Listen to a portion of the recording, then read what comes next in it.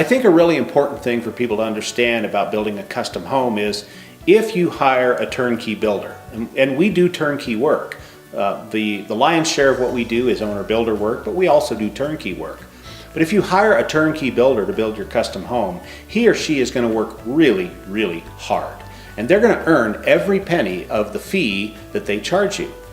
The difference about building your own home, about acting as an owner builder, the thing that makes that really unique is if you're willing to put in that effort, if you're willing to be the scheduler, if you're willing to manage the calendar, if you're willing to pay the bills, if you're willing to manage the checkbook, there's a huge amount of savings that you can achieve, and most people have the skills to do it. Most people are good project managers. Most people are darn good at managing their checkbook and managing their financing.